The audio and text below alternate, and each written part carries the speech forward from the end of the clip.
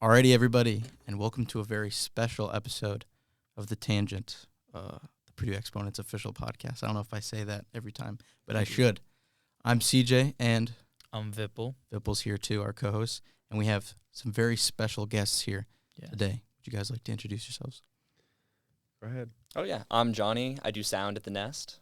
And I'm Damian. I do the creative direction and social media at the Nest. Sweet. This is cool. This is very cool. Yeah, we've been trying to get this one going for a while. We hope you listeners are aware of the Nest, and if not, I guess tell people why they should be aware of the Nest. If you want to go ahead and tell us about yourselves and the Nest and all that. You want to take this one, Dom? Yeah, sure. So basically, like, the Nest is a LGBTQ plus safe space, person of color safe space, and alternative space that isn't drinking oriented that's on campus. A big thing that we do is host music. We host drag queens, EDM events, things like that. But our big focus is really providing community through music. We always say that the events that we put on are just a vehicle to provide people with a third space, because right now there's not a lot of that. We need a lot of community. There's a lot of separation, and a lot of us can feel really ostracized. So what's important is kind of finding community. So we try to provide that for people. Yeah. That's very interesting stuff. Yeah, that's awesome. Before we get into it, how was your day, CJ? My day? It's a good day. It's nice and... Well, all of you. It's nice outside. Yeah, let's go around and talk about our day. Yeah. Before we get into the weeds. The weather's pretty nice. Suddenly. I don't understand. And it's going to be like that for a while. I don't understand. Snow next Friday. Wait, today was nice for you guys? I mean, it's been... I couldn't make the 5-minute walk from class. I guess... Damian is terminally cold. I insisted we drive here because I was like, we're not walking. That's crazy. Well, compared to last week. See, I wouldn't know. I've been driving all week. I'm like, I will work and lose 1 hour of pay a week because I'm not doing that. That's fair. I mean, recently, yeah, it's been below freezing, but today it was 30 degrees. All of a sudden. At least it was for a second. Then it got kind of windy. It's the wind, right? Yeah. We're still celebrating about 30. It's still freezing. But, yeah. But no, I'm happy about it. It's good. Yeah. How about you guys? How's your week been? Solid, busy, and stressful as per usual, but solid. It's been Typical a good week. College week. Yeah. Because you guys are students as well, right? In addition to running the Rivet. That's you, bro. Me. Stop talking about yourself. The Nest. Yes, we're both seniors right now. But, yeah. I also work and stuff, so I've been 9 to 9 every single day. I babysit 2 boys tomorrow.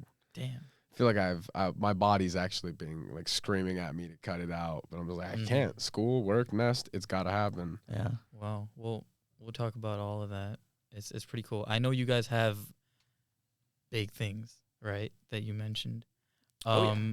If we want to, would you guys want to save that for later or start with that? I'd say we start with the big news. Yeah, I feel like. Well, what do you guys feel like? Yeah. Let's do it. Let's get into it.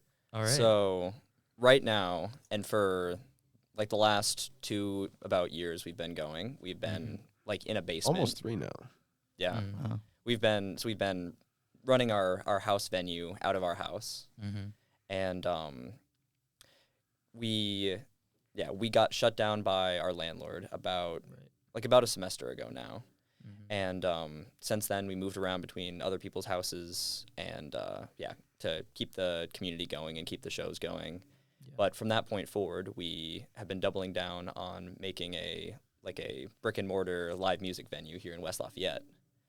And so we're about 6 months into that project, and we've come a long way, and we're definitely at a part where we want to be more public about it. We need to start rallying public support behind it. So there's a lot of moving parts with that we'd love to talk to you guys about.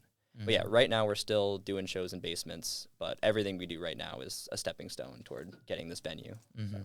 I feel like before we venture further, I want to maybe discuss the origins of the Nest. You mentioned almost 3 years now.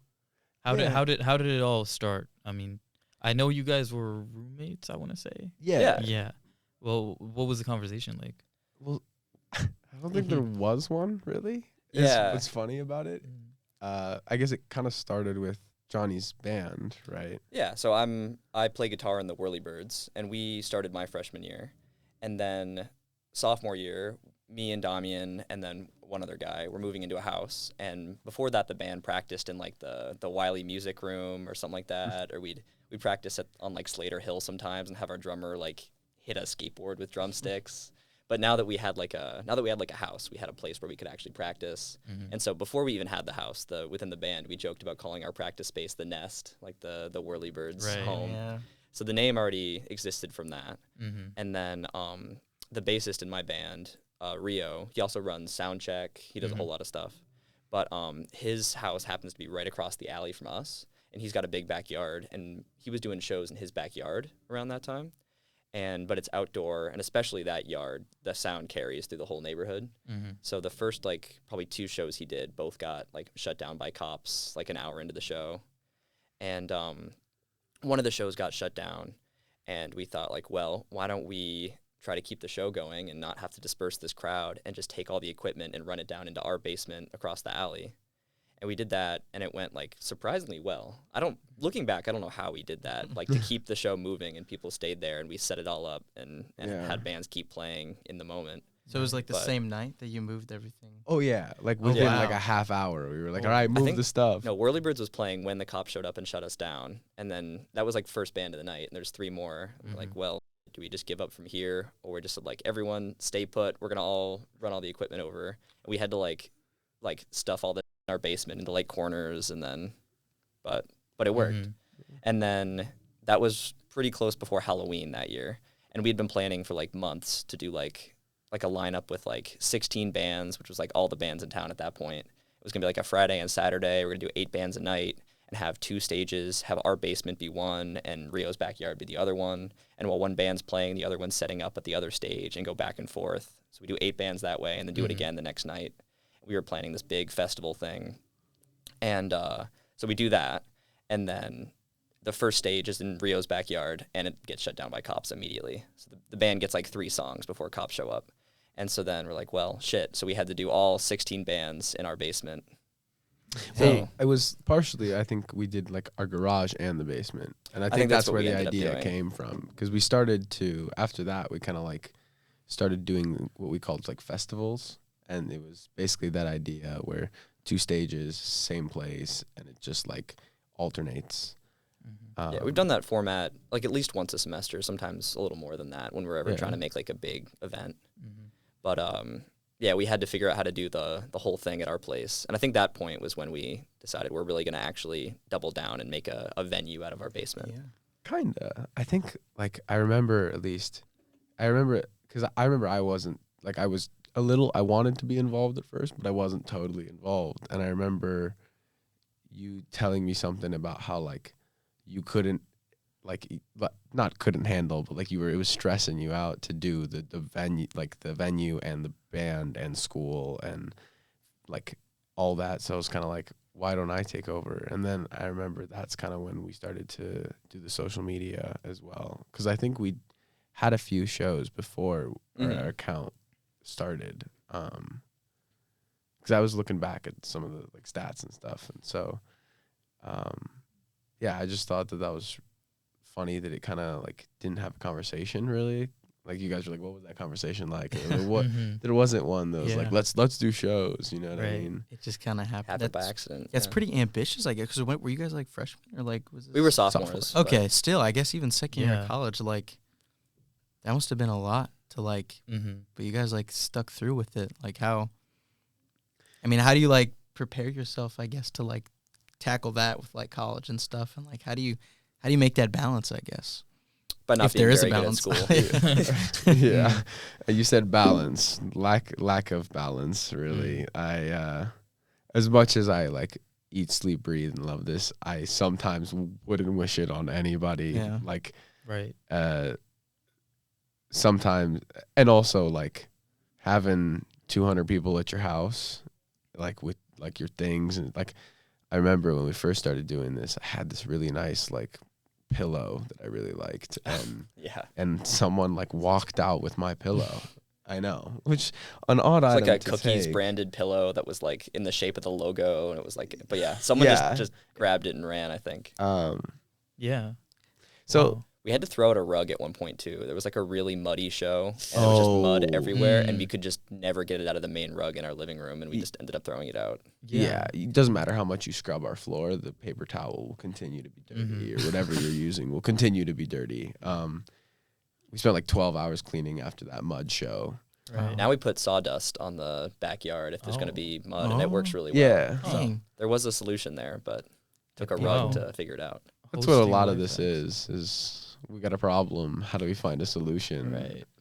Well, I suppose like a part of it that I guess not many people think of is that you're kind of opening up your home to these strangers, right? I mean, at least initially, I suppose that's what it was. I guess it still to some extent is, even if it's not your home that you're opening it up to. How did you, I mean, was that ever like did you ever hesitate with that? I mean, you don't, obviously you want there to be community, but there's certain, I guess, aspects that you maybe are fearful of. Was that ever the case? I mean, I don't think we really did hesitate. That, maybe we should have. Right. Even after the pillow? I think, again, like I said, it was just about like finding solutions. Now, I don't know of any other spaces that have like had this at when we were at our house, but it was an electronic lock with a code, and I would let the bands know the code. If you were meant to be upstairs, you knew the code, but general audience couldn't just type it in. They didn't know it.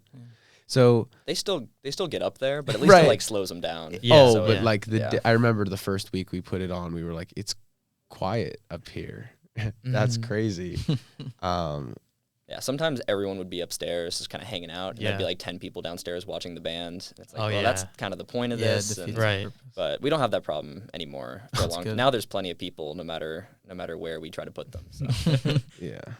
Which is kind of how you want it, I guess, right? Definitely. Yeah, because I think like one of my favorite things is, because I'm during the shows, like Johnny's downstairs doing sound, is like in his like booth. You know what I mean? And I'm running around doing various things, dealing with audience. You know, I had to mop last show, kind of like different things, right? I lost my train of thought now.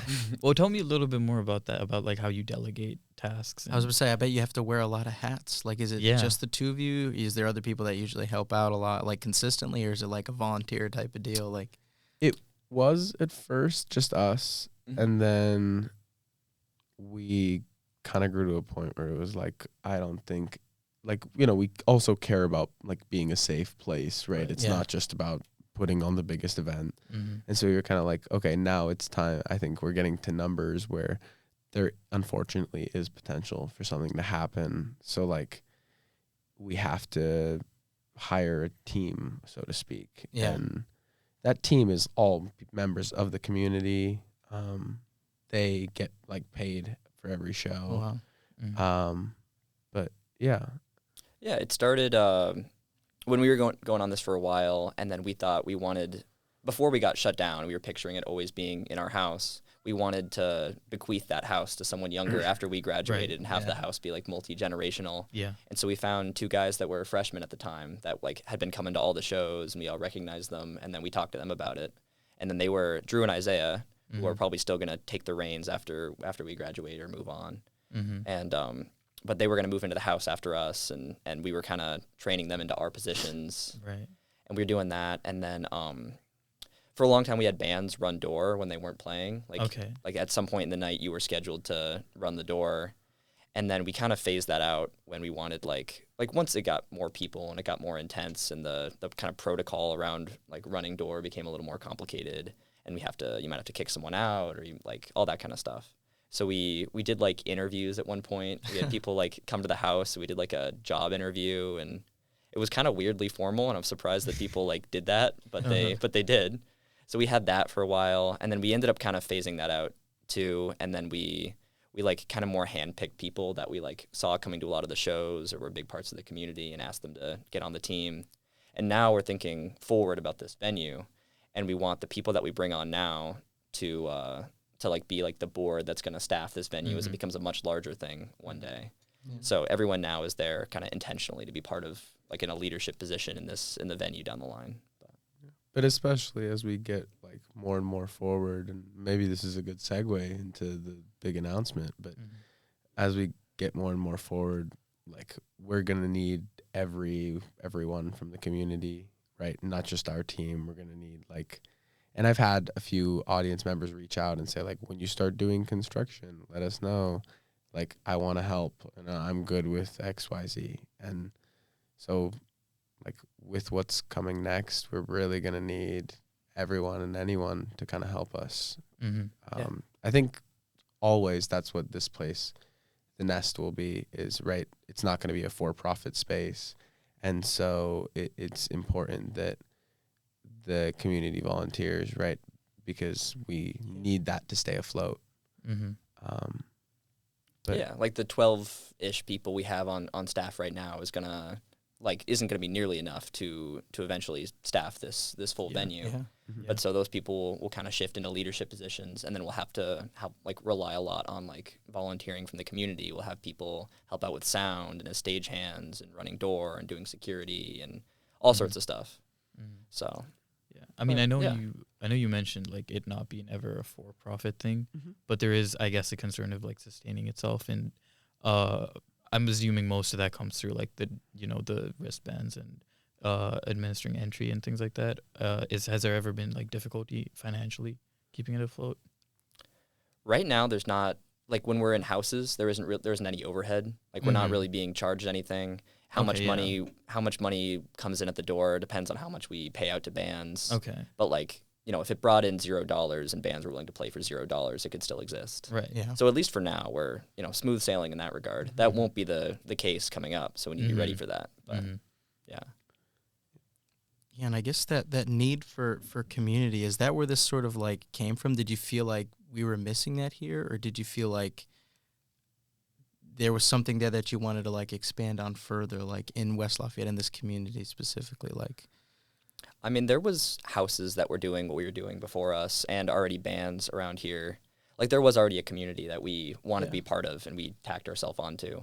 I think that community really does meet a really important need, and that way more people that know about it right now would benefit from it. And so, what did that look like? Because I mean, you guys are all seniors. I'm like the only junior here. Like, what did the space look like before the Nest? Let's see. There was I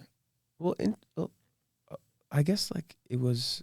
I mean, there was a few houses, right?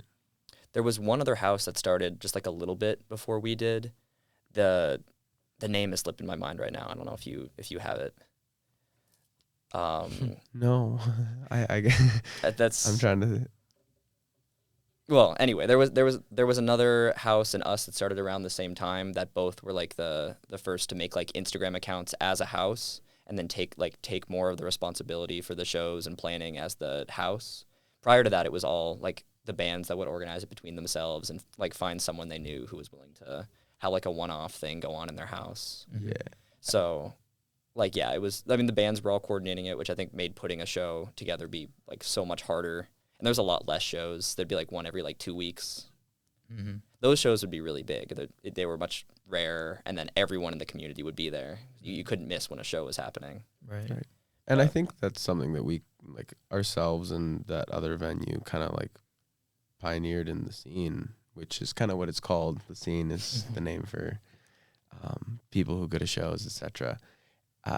And I feel like we pioneered that, just like kind of putting, and that's where like not having bands run door kind of came from, because when we had the ability to, we kind of phased that out because we wanted to provide as professional of an experience as you can in someone's basement, right? You can't take yourself too seriously. You are in a basement, right? But you want to like still provide a professional experience, whether that be for the audience, whether that be for bands. Because how much better do they feel when they go somewhere, things are taken care of for them, they get on stage, they play, and then they're done. That's a much cleaner experience than kind of feeling like you have to do the work while also focusing on your performance. And maybe that comes from like, I have a performance background, so I understand that like when that's on your mind, you really don't want to be doing anything else. Yeah. But yeah, I really like that. I think a lot of the bands really like that and are fond of that change that we kind of brought about.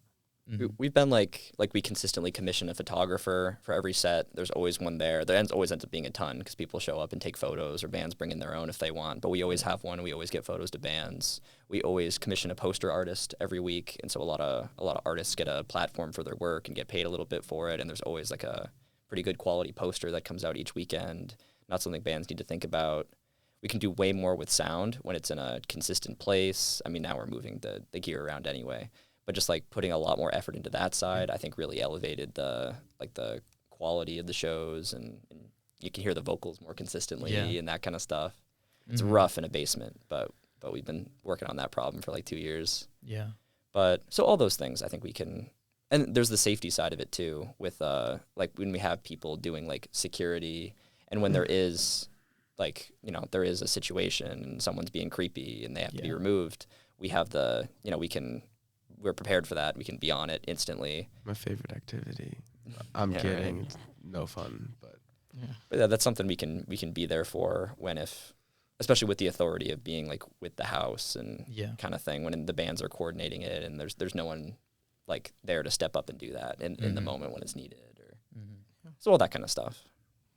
Well, I mean, you kind of touch upon it briefly, but I'm also curious as to like your pre-Nest sort of experience in like any kind of, I guess, performance, or, you know, whether that be music, theater, whatever it be. I mean, I'm assuming there was always going to be context to where you end up with the Nest right now, personally, you know, from personal experience. Speak to that a little bit. Or what do you mean? Like just, you know, were you always involved in music growing up, in live music and any kind of performance? Yeah. I was doing. I was playing like piano and guitar since I was a kid, and in high school I was in like a band a little bit, but not super seriously. And I was like, oh, you know, I'll bring my guitar to college. We'll see if I ever actually play it. And I ended up playing it all the time. Yeah. And then I was like walking through campus at night and saw some like random flyer that was like taped to one of the things. I was like, what the hell is that? And I ran over there. And it was a flyer for a house show. I was like, oh my God, I had no idea this existed here. I'd gone to like a thing or two like that in high school. Yeah. But I had no idea that was in a town like this. It's the biggest problem. Yeah. If it weren't for that one random flyer, I probably would have never known about it, or would have found out way later. But I like dragged my friends to come to like whatever this thing was, and I had no idea. And then we showed up to a show in someone's basement, and it was like the coolest thing I'd ever seen, and I just like had to be part of it. And then I was like begging everyone to be in a band with me. And then one of my friends at the time, our third roommate, Will, was he didn't play any instruments or anything, but I like kind of forced him to try to learn to play drums. Oh, okay. And he thought of the Whirlybirds name, and so it was the two of us. And then we met the rest of the members, and then he kind of realized he wasn't getting anywhere with drums, and so he dropped out, and we got another drummer, and then the band started. But that's interesting. Yeah. And then I guess I've always been in performance. I did like musical theater all throughout high school, elementary school, for like the last 10 years. I did like 8 years of vocal lessons, things like that. But as I got older and like went to college, I was like, I can't be 50 working in a restaurant waiting for my big break. So I knew that it wasn't something I wanted to pursue professionally. So, you know, I figured I'd find some way to get involved with that, be recreationally or professionally in the future. But I never really imagined doing this side of it, you know, the booking, because I do all the, like, I hire all the photographers. I take care of like the art direction with the artists. Although we try to give them like as much leeway as possible. Yeah. We like to let them do their thing. Dealing with the bands, all that stuff. And so they're all great. And I kind of started doing that, and I feel like I find my fill being around music, right? I always, like, when people ask me about it, I always say, and it sounds silly, but I always say that I love making people feel like rock stars, right? Like, it's really cool to let someone go on stage and then everyone in the basement is screaming their name and like Right. cheering, and then they come to me after the show and they go, "Thank you so much. Like, this was an incredible experience. I would love to come back." Like, there's just something about that kind of like gets my fill without me like singing or doing what I did for so long. So yeah. And why? And do you don't sing yourself? Is that? I mean, like I did, and I guess I do for, for fun or whatever, Yeah. but I'm not in a band or anything like that. I just don't have like the time between nest, work, school, all that. Sure. Because I it's like almost bad. First thing I get up, I like check the nest stuff. Right. I'll like wake up and I'll look at the time, and then I'll be like, I was supposed to make a nest post 4 hours ago. And so, yeah. Yeah, I like that you, in the beginning, you mentioned, like, calling it, like, a third space. And, like, I feel like at, like, a STEM school, it's hard for, like, people that want to do stuff like this, people in the arts, like, it's hard for them to find a community, whether that be actually, like, playing in the band or participating, or at least just going and watching. And so why do you think, like, that something like this is important, like, gathering together, whether you want to listen, you want to play, or you just want to be around people, with your similar interests? Why do you think that's important? And, like, how do you, try to cultivate that sort of experience? Well, now more than ever, people really need community. And I think most people in general, and on this campus in particular, are really alienated. Like, you can very easily, go to your dorm, go to class, come home, study, have that be your loop, and really lose connection with the people around you, or... we're all on our damn phones all the time, whatever. It is, You're on a damn phone. like, we need to really consciously seek out ways to, like, spend time with each other in person, be part of these communities wherein, make friends. It's something we have to fight for a little bit nowadays. Mm-hmm. But, places that let you do that easily are being eroded, especially around here. If you're not 21, anything that fits into that space really is a bar. Mm-hmm. So that's what we're hinging on, at least for our venue, and making a brick and mortar business out of this, is that there's nothing third space wise, entertainment wise, for people that aren't going to the bars. Yeah. And there's a lot of people that are kind of alienated from the bars too. Like, that's definitely not a culture for everyone. Yeah. Personally, I don't drink, so for me, I don't really enjoy the bars at all. It's like not my place, and like you can go have fun every once in a while, but it's not something I would do on a weekly basis. And I also think a big thing is, for me at least, when I came here, the only option was join Greek life or you have no life. Right. And that's not for me personally. And so I think a big thing is also providing an alternative space to that. Because whether you're someone who goes there and might feel unsafe, or you're someone who doesn't want to join, or whatever it may be, it's important that you have somewhere else to go that, isn't your dorm room or a study spot or whatever, right? You need to get out. I always still throw a show and plan a show during finals week, because I say, I promise you, people are going to find 4 hours to go out. They've spent all week busting their ass. They're going to find 4 hours to like detox and relax a little bit. Yeah, numbers won't be as high, but a lot of people still do show up, because that step away from everything that's so serious is so important for like mental health, physical health. Now, this might be a side tangent, but are you guys from like the Midwest? Are you guys from? No, I'm not. But okay. Because it's interesting that you say that there's nothing besides the bars for people. And I grew up in Indiana, and I just feel like this place tries to trap you. You say that, but I laugh. I'm like, I'm going to get trapped here. I'm going to get trapped here. It's scary. And like, I don't want to like upset anyone who like it likes it here, but it really kind of discourages you from like seeking out community, like stuff like music, like art, like film, like stuff like that. It's really not present here. And it's nice to know that like people care about, kind of bringing that back into college life.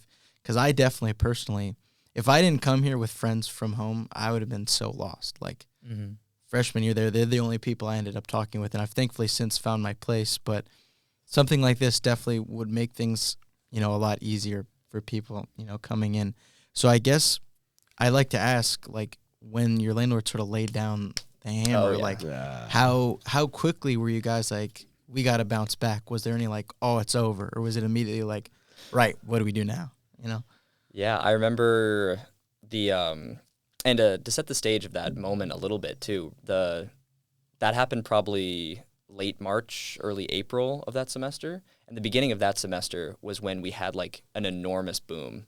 Yeah. Like we didn't like, you know, why that was, we've like debated about a little bit, but for reasons we didn't entirely understand, our shows were almost twice as popular at the beginning of that semester as they were right before. We're like, whoa, oh my God. And we had done, well, I think part of it was because the previous semester we had increased our frequency.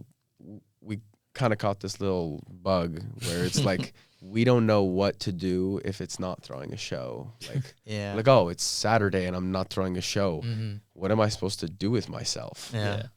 So we kind of like started doing every Friday, Saturday of every week of every month. So 8 shows a month. And I think once we kind of hit that like rhythm, I think once the new year hit, people were like looking to get back into it, because every January our numbers shoot up a little bit. People are excited to get back to it after winter break.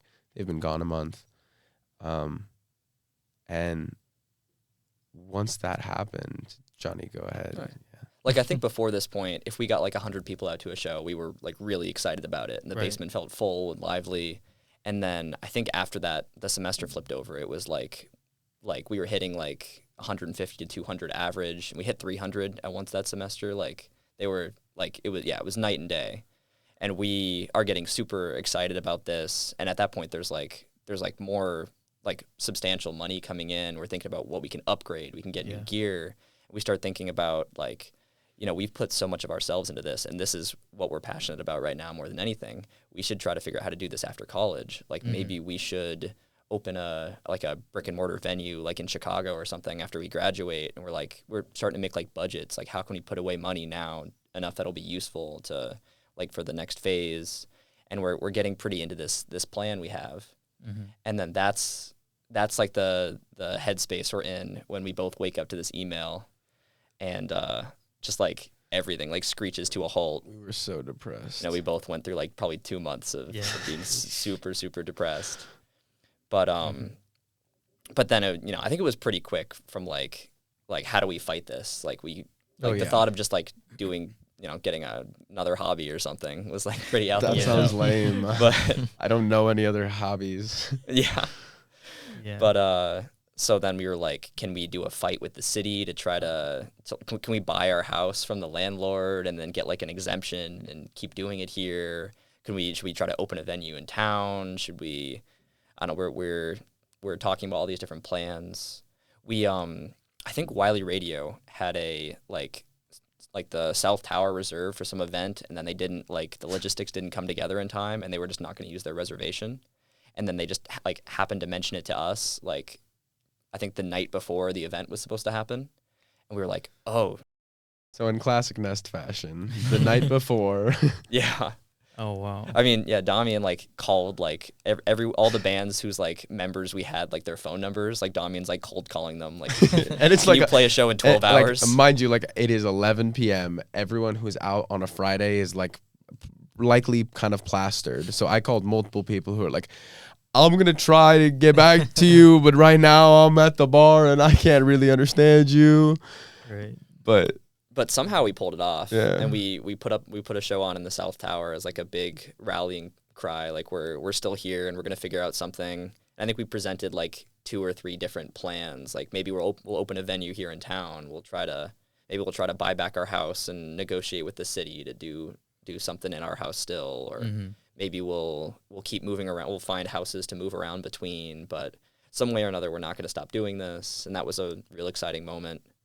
And then that was pretty close before the year ended. And so we had like a summer to figure out what the viability of those were. Anything to do with buying back our house or doing it there, like that was a non-starter. So it who would have guessed? So we're doing plan 3, I guess, moving around between houses and keeping the shows going to kind of keep our momentum while really doubling down on plan 2, which seemed to have some legwork behind it. But I would say this process has made it extremely clear why things like this don't exist in towns like this. Yeah.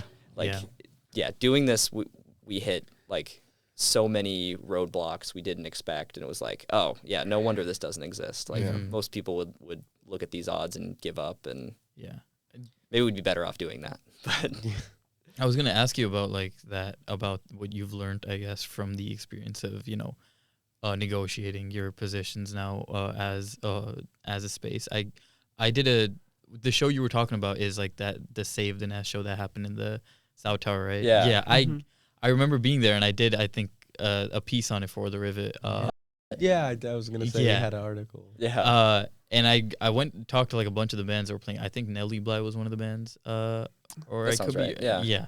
I remember talking to one of those. I think it was the guitarist.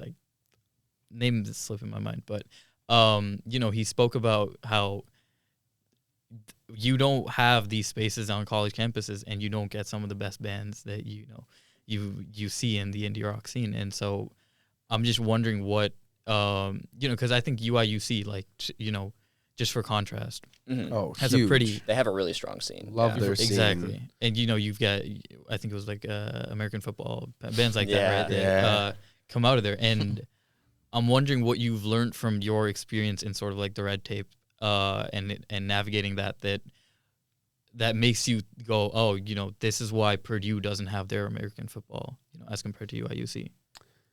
Well, I think I think it's Purdue.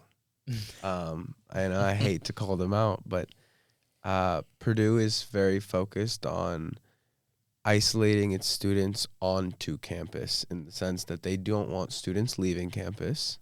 They don't provide very good transportation on campus, so let alone are you going to find good transportation to get off campus. You can't have a car here. They want all their students to spend their money here at Au Bon Pon or whatever, buy a $6-7 sandwich or whatever, rather than go to Walmart and buy those ingredients for $6. Right. It's true. We are in a food desert, technically. Yeah. And so Purdue purposely isolates students to stay here. They don't want them crossing the river. That's one thing that we love. We've crossed the river a bunch and gone to downtown Lafayette. We did shows down there for a long time, and with Pride Lafayette, and they have like a center right across the river. And over the summer, we did a series of shows out there. That was really fun. Yeah, but yeah, the communities are very distinct, kind of divided by the river. And on that note, actually, we keep saying college students, but I can't stress enough. Now that the Nest, and it always has been for anyone, we have locals on the team. We have locals come to our shows, but now more than ever, now that we're going to be in a real space, the Nest is for everyone beyond college. It's for Lafayette locals. It's for West Lafayette locals. We want to see everyone from the community there, because at the end of the day, this is for the people who are here, right? College students are going to be a rotating audience, but people who live here and, work hard every week in the factory or work hard at stores, they can come to our venue and kind of have a place to kick back after the weekend. But to get back on that note of why it's so difficult, right? There's a lot of red tape. There's a lot of Purdue keeping students here. I think a big part of it is that because Purdue, and I understand that Purdue's like a dry campus and such, but I really have noticed, even when I go visit my friends at Michigan or Michigan State, campuses that don't necessarily like shun culture of having fun. Because like I said, I don't drink, but they have a tendency to like shun the culture of doing something exciting unless it's like a school event where they like come to the ball. Yeah. Right?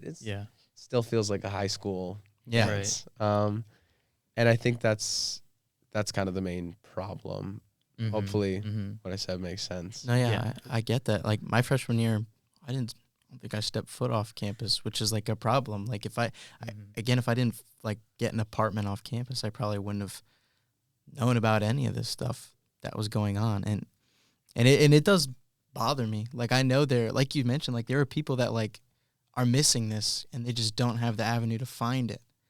And so I wonder, like, what are you guys trying to do to like reach out to people, and like, because there are people that, you know, I guarantee are just like missing the flyers or missing the post. Like, yeah. So I've actually done the like approximate math. Approximately like 7.5% of Purdue's undergraduate population follows our like venue account. Yeah. Oh wow. But 7%, relatively speaking, is not a lot, right? There are 40,000 students here. Yeah. So I do a lot of I do all the social media posting, and what I try to do with a lot of it is create more engaging content, right? They always tease me that I'm a little bit corny when I post different things. But I've found, and I've gotten this feedback from audience, right? I've had audience, like a few shows ago, I had someone come up to me and they said, like, you're the one who does all the posting on the Nest, right?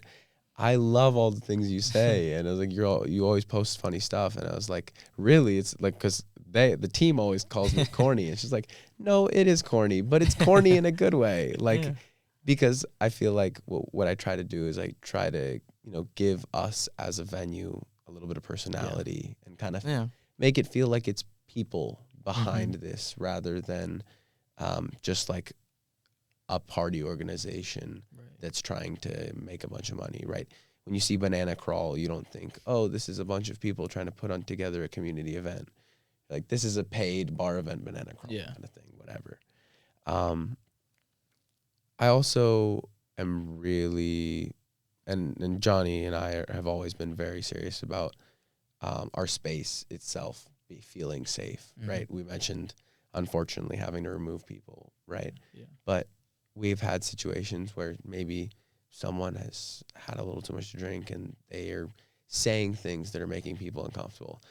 To me, that's not really a point of debate. That's going to, you know, if a consensus is saying like, hey, you know, don't say that or whatever, I'm going to ask you to leave because I want everyone to be able to come to Nest events and feel safe, like know that they're going to be safe, and should something happen, that the problem will be dealt with.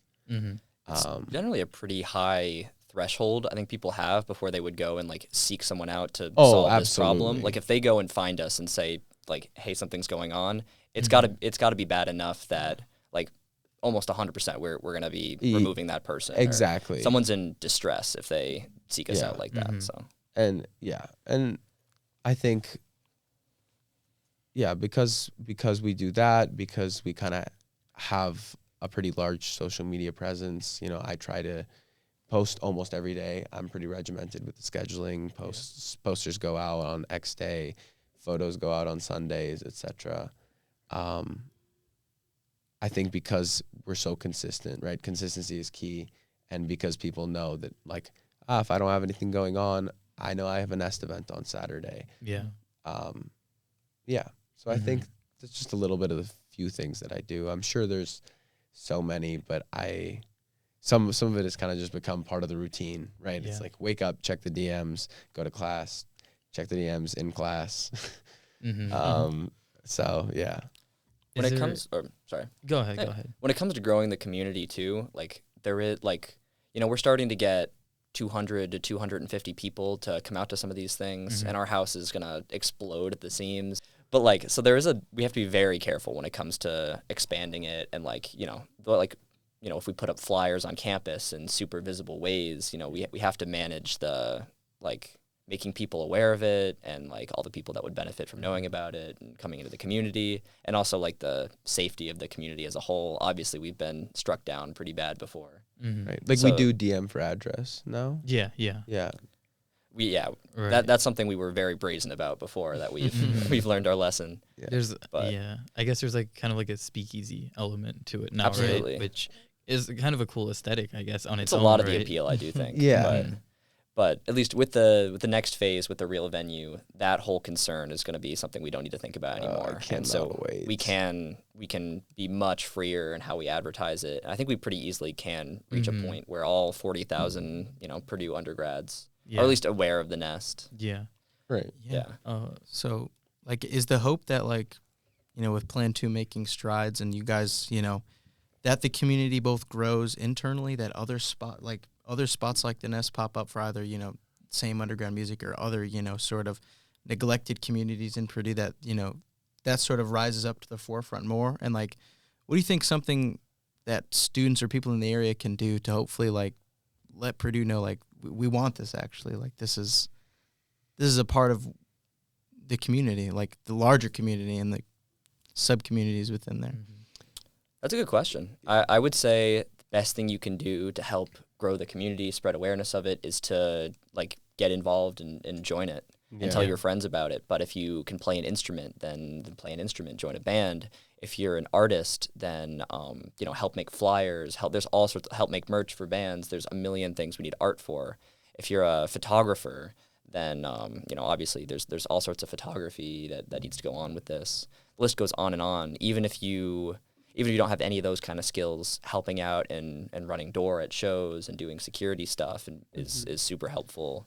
Yeah. We always social media and promotion stuff is a huge need. Right. Like, one thing people do is, like, they just repost a post. Like, you see us post a poster, just click that repost button or put it on your story or whatever. That helps a ton. That helps a ton.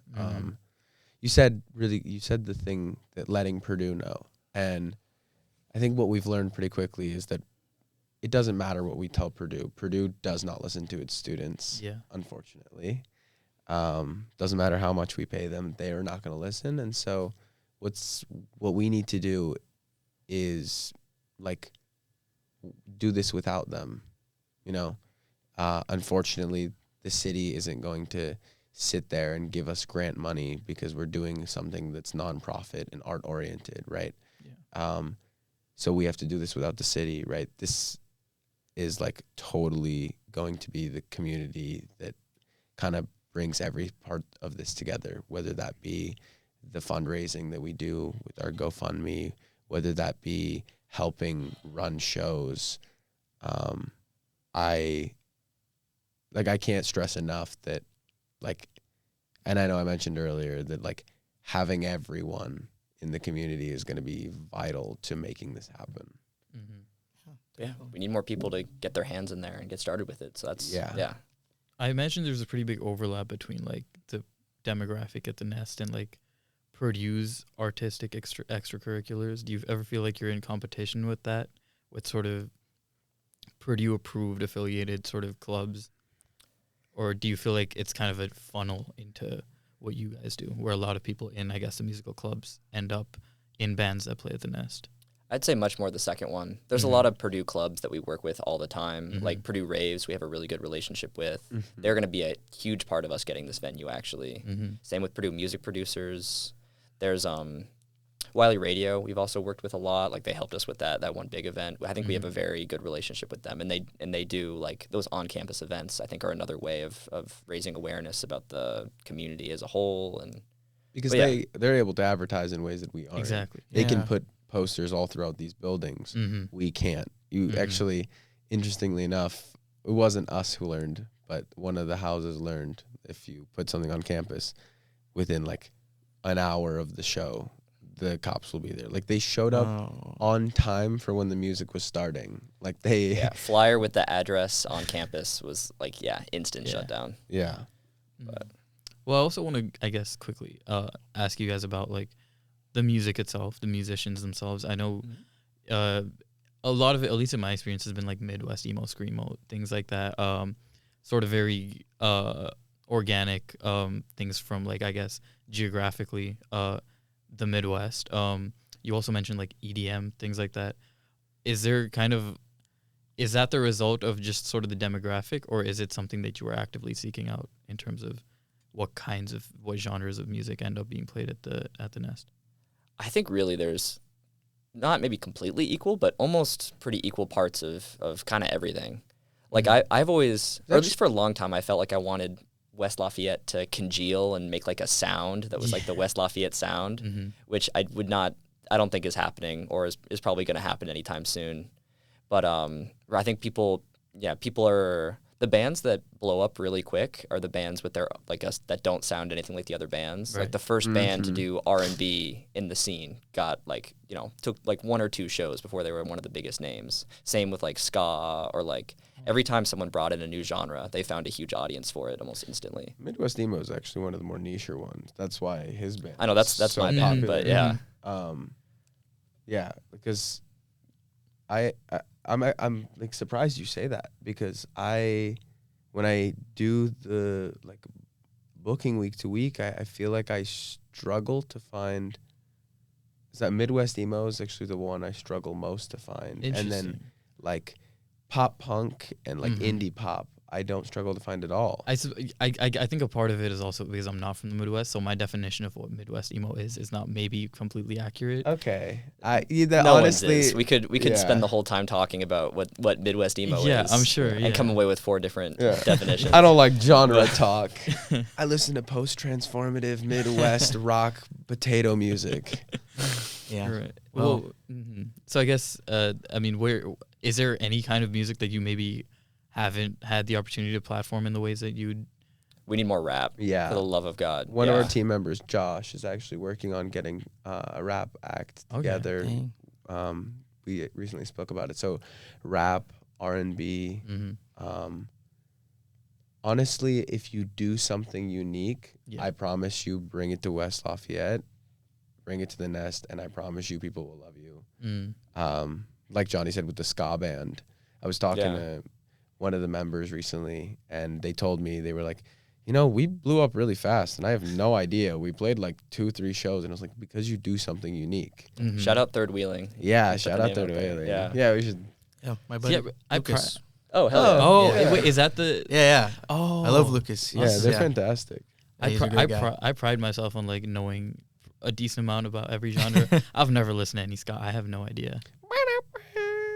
Yeah, man. You gotta tune in. Maybe I'd like it. I don't know. That's what it sounds like. It's just horns. Interesting. And they go, But yeah, do you want to ask about like the future?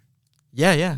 I mean, just hearing you guys talk, it's frustrating. I guess I'm frustrated for you that thanks that this happens. Like, it just seems like such a no-brainer that obviously people want to express themselves in this way, and that this is supposed to be like a diverse place, and the fact that it's been a struggle is it's frustrating.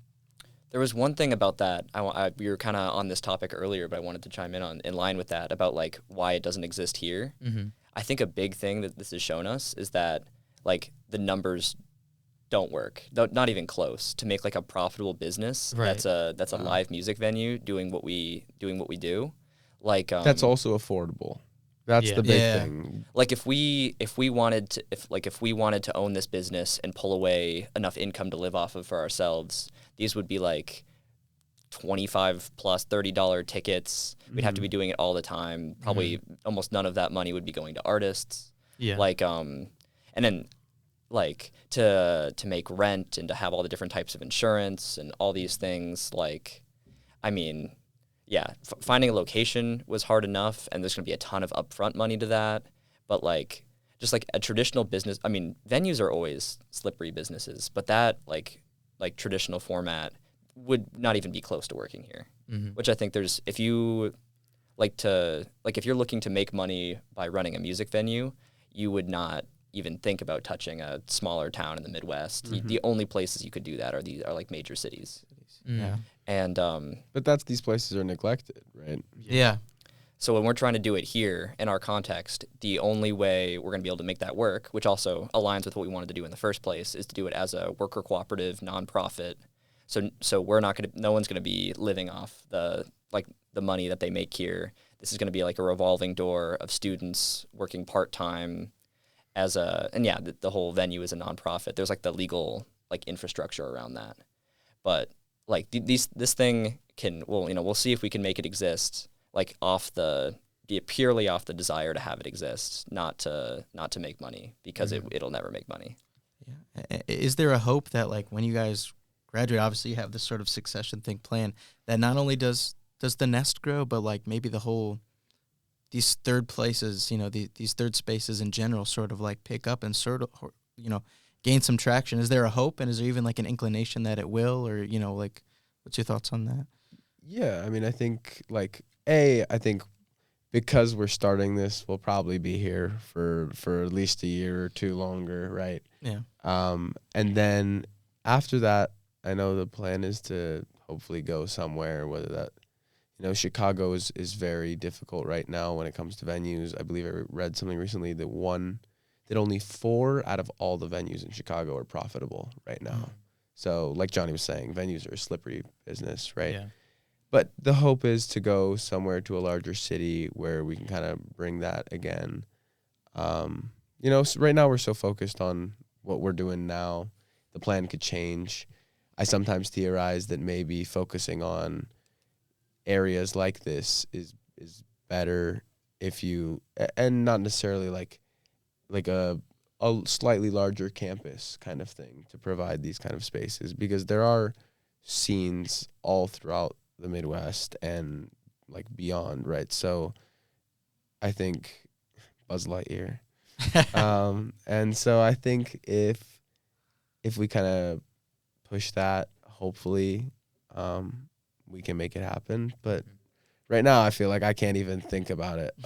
We're pretty damn focused on the present. I can think about 6 months from now. Ask me what I'm going to be in 2 years, I couldn't tell you. But we've had a lot of conversations, very like what you asked with your question. Like, if this works here and really builds up this community, and then it could work other places too, and we'd want to carry on to try to do it in more places and make more nests maybe someday. And then it's less hard because you have like money from the venue that's like collecting. So then you can put that aside as part of the nonprofit and continue to expand spaces in other plays versus trying to gather it right now.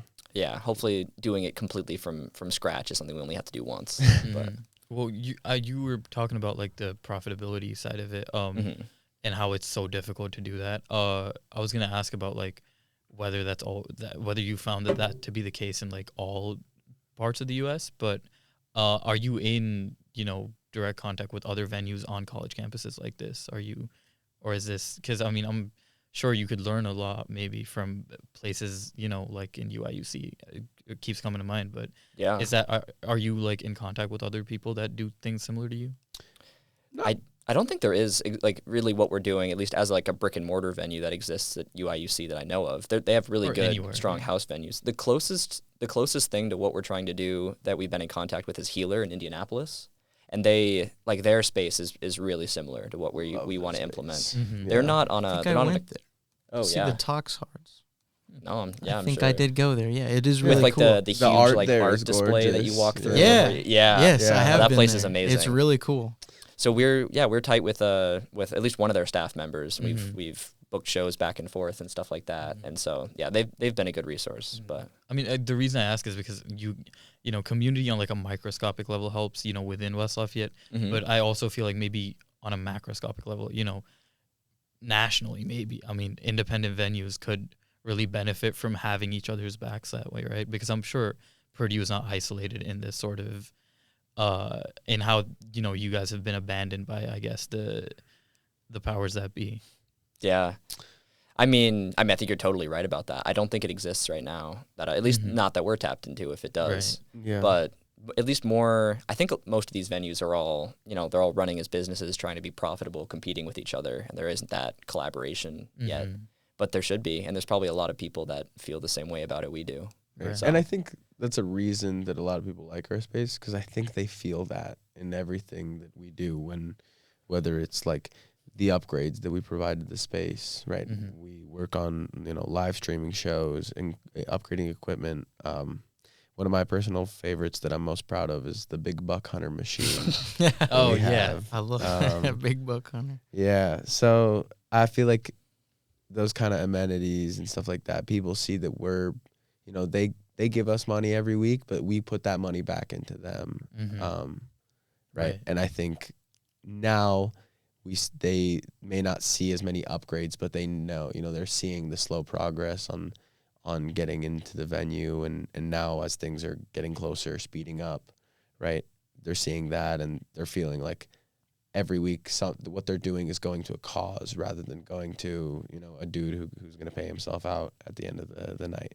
I personally don't think people would be mad at you if you took a little something. I feel like you guys have earned it. I don't know. I was just about to ask, like, obviously, clearly, financially, it's not super rewarding, but like in the other aspects of why you do it, have you been like, this is awesome, like, I love this, like, Oh yeah. like it's rewarding in the community sort of sense of, Oh yeah, how it is. I got a message this week.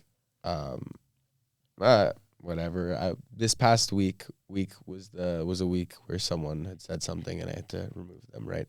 So I got a message like 2-3 days later, and someone was just like, hey, I just really wanted to say thank you so much for like taking that so seriously and like hopping to it and like making me feel comfortable. And I like read the message and started crying. I was like, why am I crying right now? But I realized it's like, I love what I do so much. I don't want to speak for Johnny, but I know that. Oh yeah. Pretty much everyone in my life I'm connected to in some way through the music scene here. Like I've been so completely thrown into it. So. I mean, maybe this is more of like a personal question, but like, at least from the outside looking in, with the, rent and the landlord stuff aside, just generally, it feels like you guys are kind of at like the epicenter of like a very big, a movement. I mean, if you want to call it that. What effect does that have on you guys, like mentally or like with your social life? I mean, just feeling like there's kind of maybe a spotlight on you guys. Niche Purdue micro celebrity. Yeah. And there's a term that we joke about, like if a band is really popular and people know who the like lead singer or guitarist is, like, niche Purdue micro celebrity.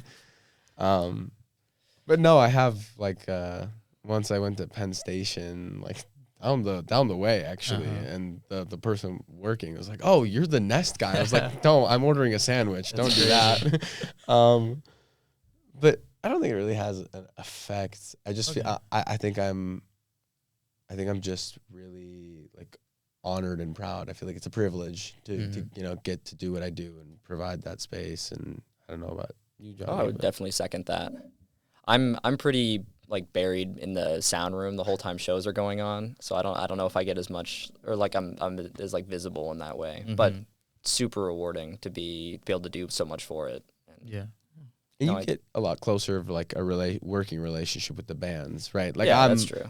I do hospitality with them, but you probably like work with them like, a whole bunch. Have to like have them yell at me that they can't hear their microphone or something. I can't hear you, Jonathan. Turn me up.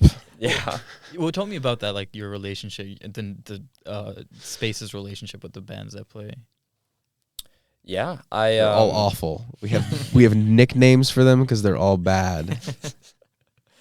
Yeah, no, we've gotten really tight with a lot of the people and a lot of the bands. It's been great. We see a lot of the it's a lot of the same bands over and over again. We're seeing a lot of the same people week to week.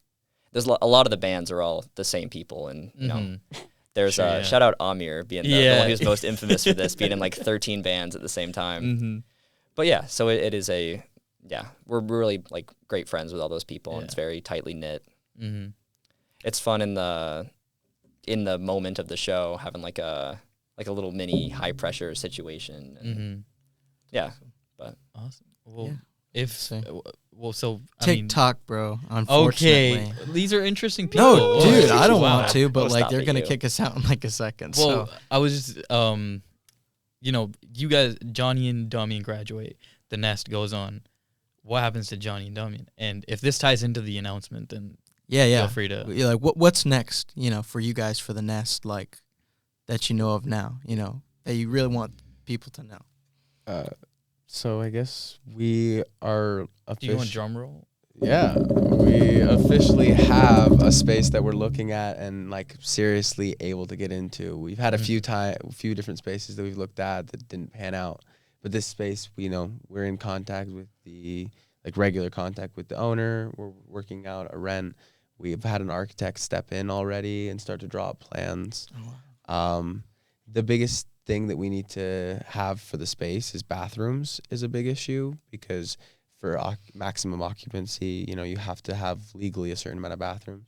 So we're having those plans drawn up, and over the next few months, we're going to be, seriously fundraising. We have merch coming out.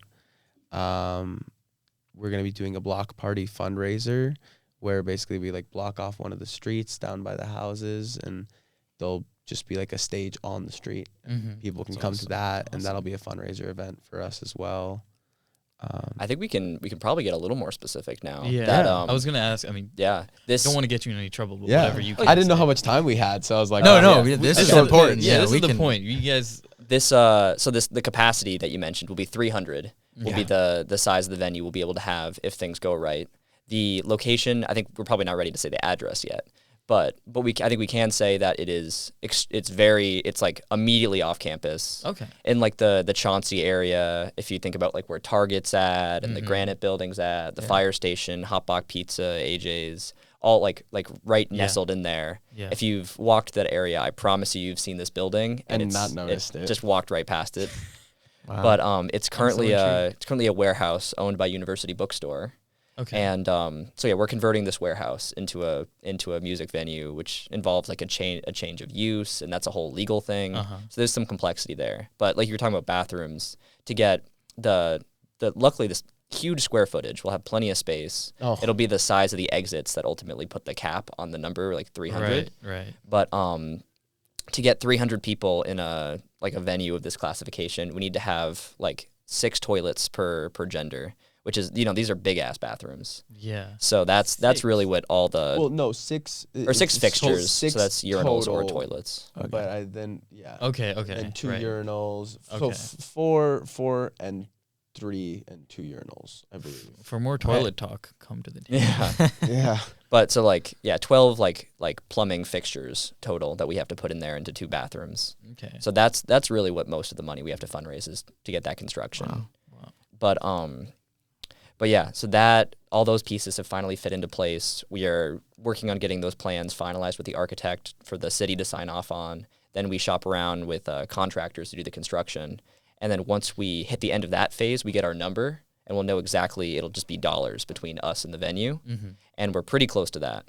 Once that happens, we're going to launch our GoFundMe, and we're going to have to be kissing a lot of asses to try to get this money. So we're hopefully going to spend, including yours, please. Oh yeah. Hopefully the rest of this semester is fundraising. That's like I call us, we're in phase 1 of the project right now, which is where the plan completely clicks into place and is done. And then phase 2 is where we're just getting the money. Yeah. So we're close to phase 2, which is really what we want to, I think, start selling to people and letting them know about that. Yeah. And then phase 3, once the money's there and we're doing the construction, we're doing the steps to open, and then maybe I'm more optimistic about the timeline than Damian is. I really, really, really would love to be open by the fall. Exactly. But that's not going to happen. He's full of it. Let me dream. I don't think it's impossible yet for it to happen if stuff clicks into place for us to be open when school starts in the fall. It is February.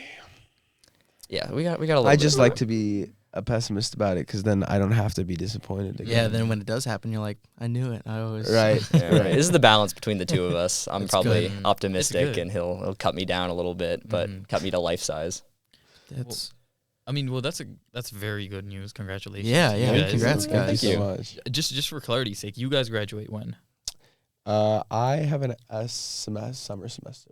Okay. So, yeah. Okay. And I have an extra year. I'm gonna be a super senior, so Okay. I'll be around no All matter right. what. But okay. And even after that, I'm like that. Like I was making that joke, like, I'm gonna get stuck here. Like I Do you want to?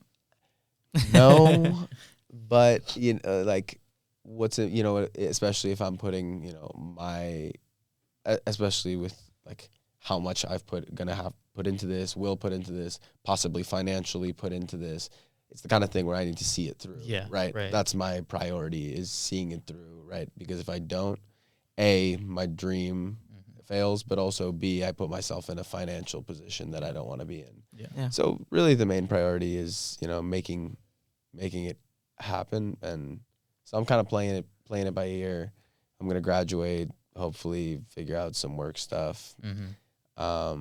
I'll be living here for the next year though, because I got killer rent with Johnny. $300 a month. it gets way cheaper if you go over the river. So Yeah. if you can do that, definitely recommend. But Well, I guess, should I wrap up? Yeah, Am I not allowed that's to speak awesome. to these people anymore, No, CJ? dude, we could talk here for hours, bro. Yeah, Okay. seriously, great. Like I'm enjoying talking to No, you this guys. has been Seriously, really fantastic. awesome. I've learned a lot, and I'm really, I'm envious, I guess, of your guys' drive. Like it's really awesome, and I feel like more people need to know about this, and so it's really awesome that you guys have made like the strides that you have. And yeah, good luck. I mean, thank you. this is crazy. This is We're gonna crazy need it. stuff. Should we do our announcement now? Ooh. Me and CJ are doing another concert venue. We're calling it the Nest 2. It's gonna be We so should have Yeah, you know, it's been something we've been talking about for a long time. Yeah, CJ's was just so envious. Capacity like 600. I'm not going to the man. Nest this weekend. I'm going to the Nest, Nest 2. 2. Nest 2. The Nest 2. Well, I mean, just to wrap up, tell our beautiful viewers what they can do to help you Yeah, guys yeah, beyond yeah. just sort I of. know you said it. Say it again. You know, Yeah. let them hear it. So basically, if you can, when the GoFundMe comes out, donate, please. Anything you can donate helps, even if it's a $5. Ask your folks at home. Tell them this is something that's important to you. Tell them, like we were in high school where you sell the cookies and you're supposed to go to everyone at your mom's work and everyone at your dad's work. Just do that. Tell them it's something important. Try and donate if you can, but most of all, come out to the shows, come be part of the community, contribute to the community if you can, like Johnny mentioned, in all those different ways. And follow us at _Nest_207. I gotta plug it. Repost the show flyers when you see them come out. Yeah, That but it's helps a you, lot. like, a shameless plug aside, if you want to come out to the shows, every week you'll see a post, Monday, Tuesday-ish, Wednesday at the latest if I'm lazy or I mess up. But you'll see it at the beginning of the week, and you can come out, join the community. Awesome. It's awesome, guys. Yeah. Thank you guys so much for being here. You know, Yeah. the pod's about Purdue community, and so I think this is awesome. This is community what we want. manifest. Yeah. So thank you guys so much for being here. This is awesome. Thank you guys for having us. Yeah. Yeah. Yeah. Good luck with everything, and we'll see you guys next time. You guys. You guys.